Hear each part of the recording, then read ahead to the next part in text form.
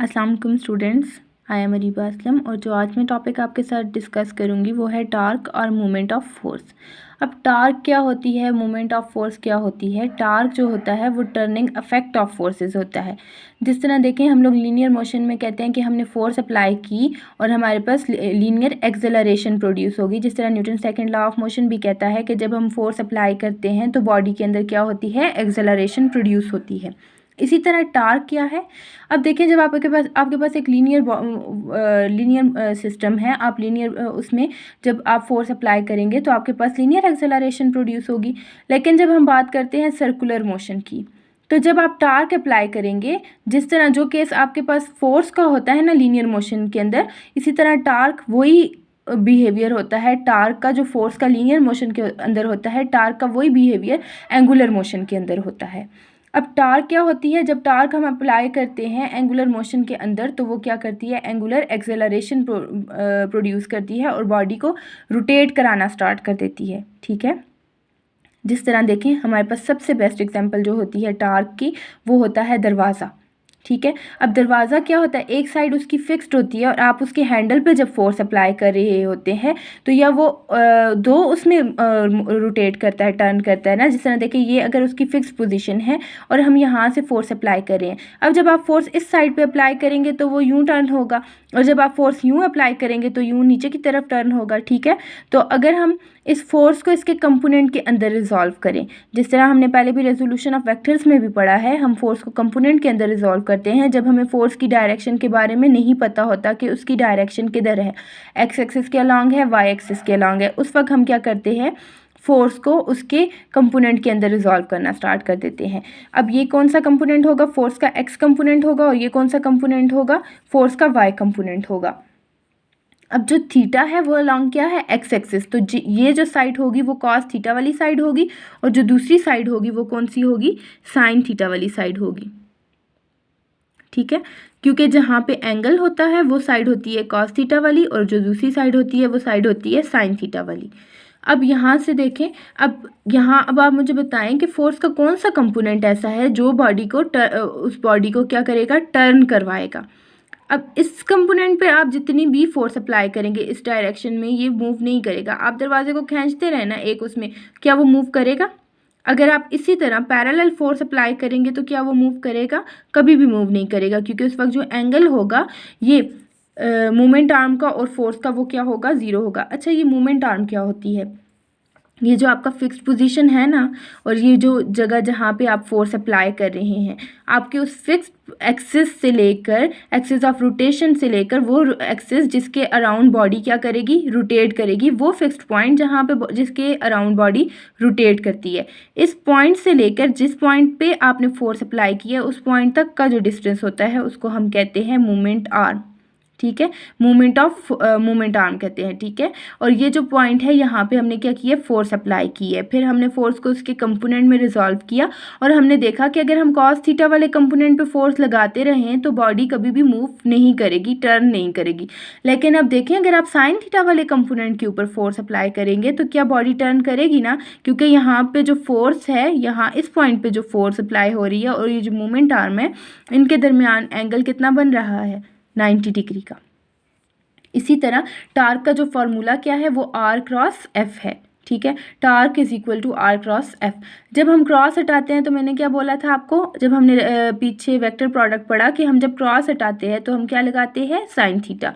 तो torque is equal to R F sine theta. अब हम देखते हैं कि हमारे पास मैक्सिमम टार्क कैसे प्रोड्यूस होती है और मिनिमम टार्क कैसे प्रोड्यूस होती है। जैसे कि मैंने आपको यहाँ पे बताया, जब आप साइन थीटा वाले कंपोनेंट पे फोर्स अप्लाई करते हैं तो यहाँ मोमेंट आर्म और फोर्स के दरमियान एंगल क्या होता है, 90 डिग्री का। इसका मतलब ये है कि जब मोमेंट आर्म और फोर्स के दरमियान एंगल क्या हो, 90 डिग्री हो, तो तब टार्क क्या होगी, मैक्सिमम। क्योंकि जब थीटा आप 90 डिग्री पुट करेंगे तो साइन 90 किसके इक्वल होता है, 1 के इक्वल, तो टार्क आ जाएगी आर एफ, मैक्सिमम टार्क उस वक्त प्रोड्यूस होगी। ठीक है, जब आर और एफ दोनों क्या होंगे, परपेंडिकुलर होंगे और थीटा कितना होगा, 90 डिग्री होगा। इसी तरह हम देखते हैं कि मिनिमम टार्क कब प्रोड्यूस होती है। मिनिमम टार्क कब प्रोड्यूस होगी, यहाँ मैंने क्या कहा था कि अगर आप कॉस थीटा वाले कंपोनेंट वाली साइड पे फोर्स अप्लाई करते रहेंगे तो क्या होगा, ये दोनों आपस में क्या है, मोमेंट आर्म और फोर्स आपस में क्या है, पैरेलल है।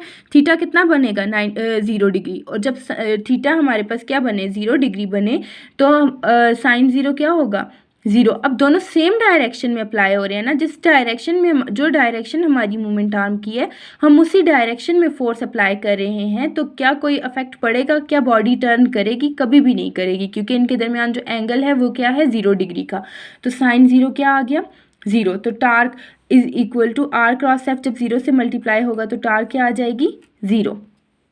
अब हमने देखा कि टॉर्क मैक्सिमम कब होती है, जब थीटा क्या हो, 90 डिग्री, और टॉर्क मिनिमम कब होती है, जब थीटा क्या हो, 0 डिग्री।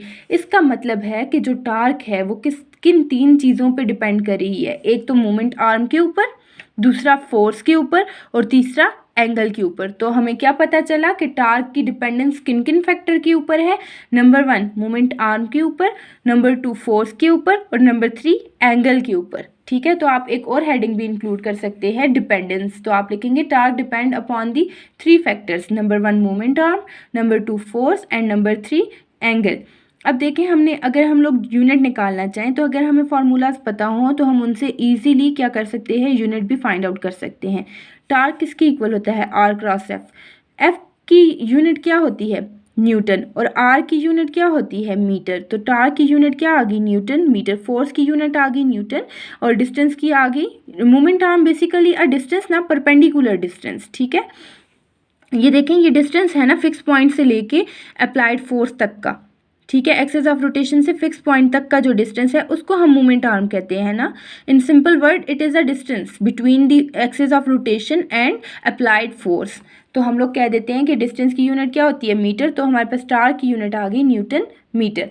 अब हम देखते हैं कि टार्क कौन सी क्वांटिटी है, तो टार्क एक वेक्टर क्वांटिटी है। ठीक है, torque is a vector quantity. अब हम आ जाते हैं डायरेक्शन ऑफ टार्क के ऊपर। अब टार्क क्या है, एक वेक्टर क्वांटिटी है, तो वेक्टर क्वांटिटीज़ की तो डायरेक्शन भी होती है।